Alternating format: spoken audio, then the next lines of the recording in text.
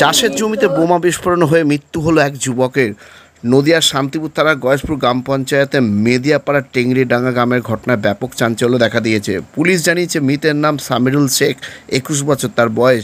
পারিবারিক সূত্রে জানা গেছে বৃহস্পতিবার সকাল 8টা নাগাদ বাড়ি থেকে মাছ ধরার নাম করে বের হয় সামিরুল। তার কিছু সময় বাদে বোমা ফাটার আওয়াজ পায় পরিবারের লোকজন। এরপর বাড়িতে খবর আসে বোমা পেটে আহত হয়েছে সামিরুল। পরিবারের লোকজন সেখান থেকে তাকে উদ্ধার করে শক্তিনগর হাসপাতালে নিয়ে যায়। সেখানেই তার মৃত্যু হয়। ঘটনার খবর পেয়ে ঘটনাস্থলে পৌঁছায় শান্তিপুর থানার পুলিশ।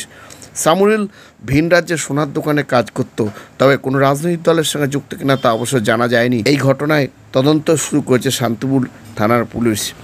তবে সামিরুলের মৃত্যুর পর এলাকায় নেমে এসেছে শোকের চেয়ে। আর এই নিয়ে আজকাল আগামী বিশেষ প্রতিবেদন। বাড়ি থেকে বেরিয়ে শান্তিপুরে বোমা বিস্ফোরণে মৃত্যু এক যুবকের, তদন্তে পুলিশ।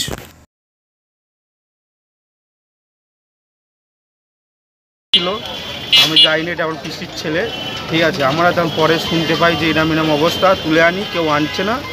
পরে দেখি আমাদেরই ভাই, তখন আমাদের তুলে আনতে হয়েছিল। এই পর্যন্ত এই পরিস্থিতি আমার জানি। আমি সামিরুল শেখ, মাঠের মাঝখানে টেংরিডাঙ্গা মেদিয়াপাড়া শান্তিপুরের মধ্যে। ও বাইরে সোনার কাজ করতো, ঈদে এসেছিল।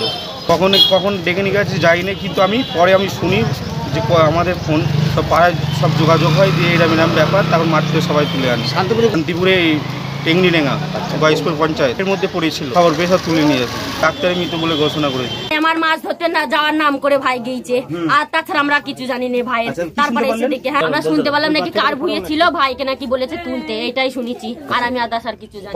3 জন ছিল, বলছিল মাছ ধরতে গিয়েছে। মাছ ধরতে গিয়ে এরকম সবাই বলছে বিকট একটা আওয়াজ, শব্দ পেয়েছি। শব্দ থেকে এই পর্যন্ত। এমনি আমাদের পাড়ার একটা ছেলে ডেকে নিয়ে গিয়েছিল শেখ, আর মানে ওর মোবাইলে একভাবে ফোন করছে।